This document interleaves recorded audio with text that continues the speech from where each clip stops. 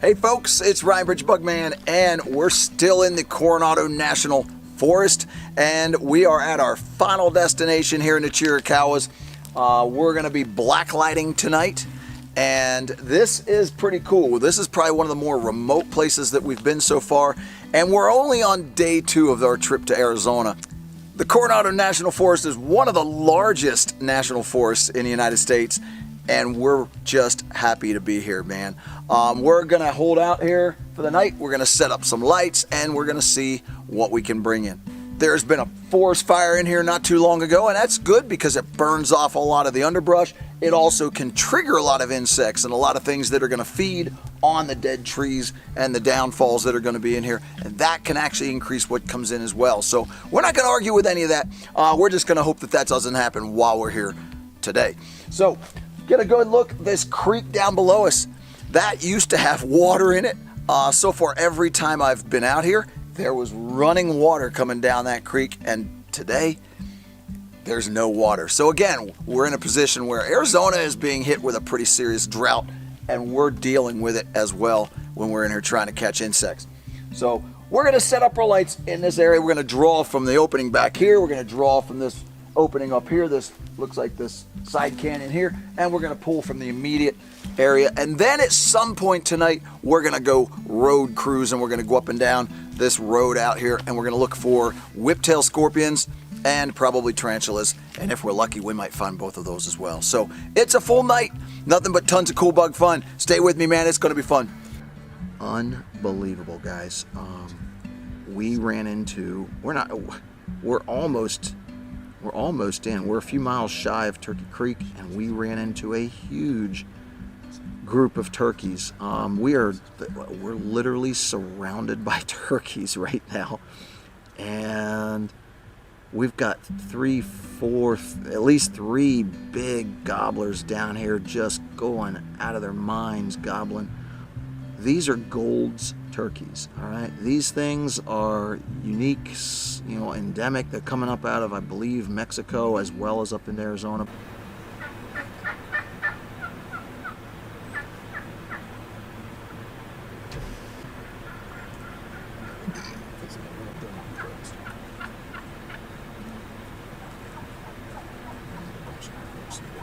All right, man, we're gonna clear out and give these turkeys back their day.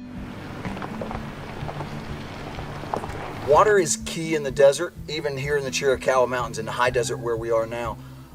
Look, if you remember the Wilcox experience where there should be water and there isn't, and it's a completely different environment without the water. We're standing here, there's no real big amount of running water coming down through this creek, but there's enough maintained in these couple little pools that there are tons of birds, bunches of insects. These things act almost as oasis, if you will, and everything is coming to the water. It is the key to the desert. Hey folks, Bugman Steve discovered some water bugs cruising around, and I can see some water bugs here, but Bugman Steve found a couple of rather more interesting I see one. Water bugs. And he's gonna scoop one, and then we're gonna show you.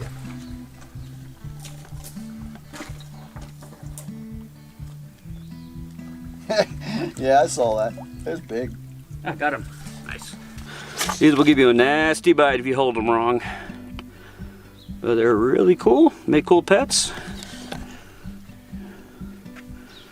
And they're all living in these little streams up here. Cool. Good job, Steven. Cool. Guys, this is an egg pod from one of those water bugs like the one that Bugman Steve found. Martin just found this laying in here. The male actually takes care of the eggs until they hatch, and then after they hatch, it will dislodge off the male's back and then sink to the bottom, and then eventually probably get consumed by something, fish or otherwise. But that tells you the amount of bugs that are in here. It's a crazy amount of bugs in these pools of water, because this is the only water in the desert right now.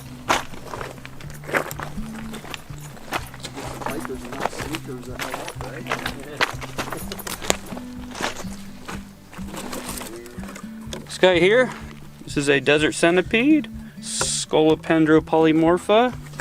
This is the first rock I lifted, and we found him, and he's trying to escape. And there he is. These guys have a nasty nip on them, but they're really cool critters.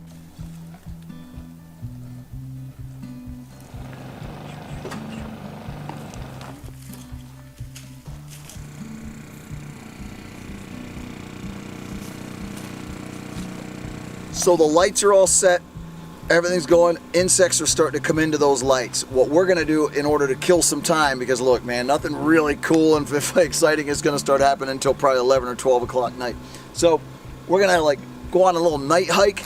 Gonna take along some regular light. We're gonna take along some UV light, and we're gonna see what we can find. Just short walks right here around the area. We'll eventually get in the vehicle, and we'll take the vehicle for a longer drive. We'll go a couple miles down a canyon and then probably out the other side of the canyon a little bit. And in doing that, we're going to be looking for the whip scorpions and tarantulas, but just to go see what's happening close by, right here in our backyard right now. So that's what we're going to go do. So we're going to bring you along with us for that. All right, cool. All right, so we just got back from our night hike. That didn't produce much. We did find some pretty cool darkling beetles.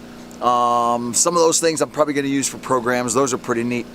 It's still kind of early. It's only about 12 o'clock, and we've got a bunch of cool stuff already coming into the sheets.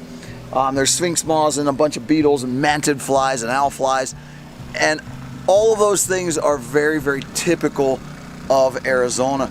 The UV light is working. The mercury vapor on the opposite side is working, obviously.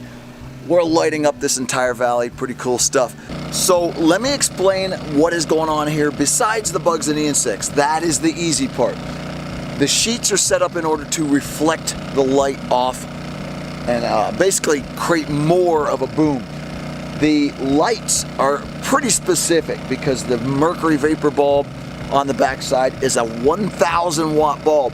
We're gonna try and take you over there in a minute, but it's so bright I don't know if you're gonna be able to see anything.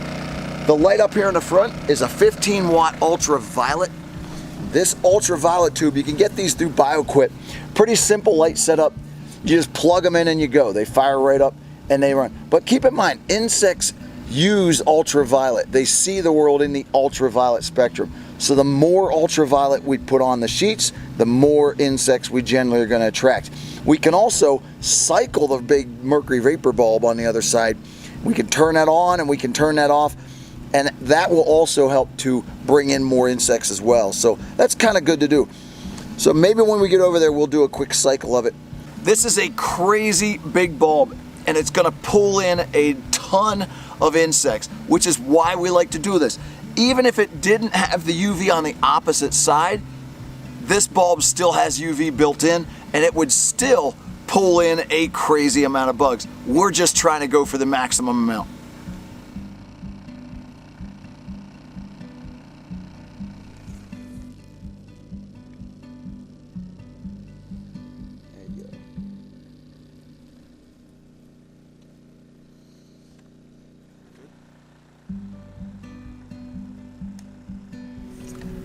All right, so we're sort of done with the sheets for a little while. We're gonna let the lights run, and we're just gonna let that happen over there. But in the interim now we're gonna do a little bit of a longer night hike. We're gonna use the vehicle. We're gonna road cruise, and we're gonna just drive these mountain roads straight out of the canyon all the way out the bottom, and then turn around and come all the way back up again. We're only gonna do it one time, but what we're hoping for is whip scorpions. They're called vinegaroons. And we're also looking for tarantulas. I don't suspect we're gonna find scorpions. I don't suspect we're gonna find millipedes, which is kind of cool. It was nice to find those things yesterday and last night, whereas tonight we're gonna make it more specific toward vinegaroons. But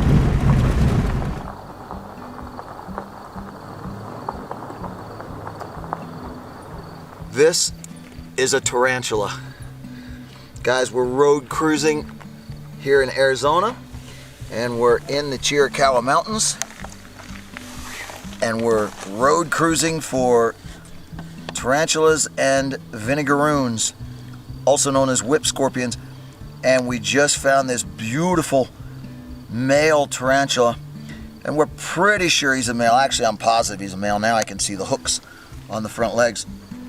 But such a beautiful spider, and he's got this almost golden hair on the top, on the carapace, and the abdomen has that reddish brown. Pretty classic desert type of tarantulas. And you notice, not biting, not stinging, not hurting.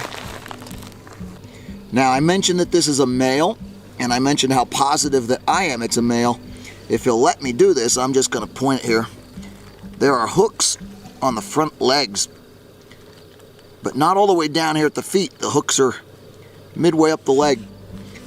And they use those when they're mating with the females. They actually will sometimes grab and support the fangs of the females and secure the female's fangs so that the females don't kill them when they're trying to mate.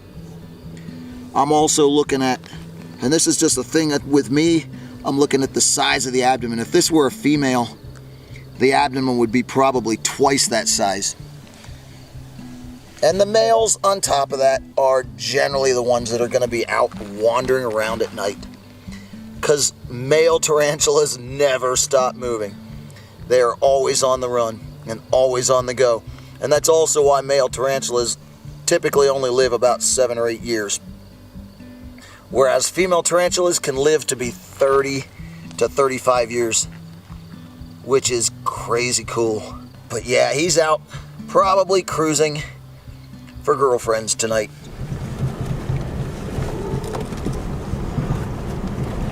So look, we're gonna close this night out. We're gonna call this a success. We got the lights set up. We got a bunch of cool bugs coming in. It's like 3:30 in the morning, and I'm gonna set an alarm for 4:30 and get up and see if there's any changes to this setup. Okay, so we had a really good night in the Chiricahuas Mountains, and look, man, it's not always about the insects, it's about the experience. Last night was by all means not my biggest night blacklighting. I've had better nights in here, but at the same time, it was certainly not a bust. We had a lot of really cool Arizona insects come to those lights, and at the same time, man, we had, on the way in, we had turkeys, and we had a skunk come in camp last night that was coming after the bugs and probably after a few tuna cans that might have been sitting around in a wrong spot. But you know what? It's all about the experience, and we had a great time here in the Chiricahuas. Today we're leaving now. We're gonna work our way out. We're probably gonna check some of the desert broom on the way out. Hopefully we'll find some more cool things there. And then eventually we're gonna work our way west over to San Pedro River. Whether there's water in it or not, we don't know yet. So we're gonna hopefully find some things there. And we're also going to be looking for vinegaroons. That is the highlight of my day. That's what I'm really aiming this whole day at. Where we end up running lights, if we end up running lights, doesn't matter to me. I want to go look for vinegaroons. So that's the goal. And we are bringing you guys with us. So stay with us for that. Hey folks, be sure you like and subscribe to these videos if you like what you see here. If you're getting entertained, if you're getting some education, that is what I do every single day. So be sure and hit that subscribe button down there at the bottom, and I truly appreciate it. Thanks.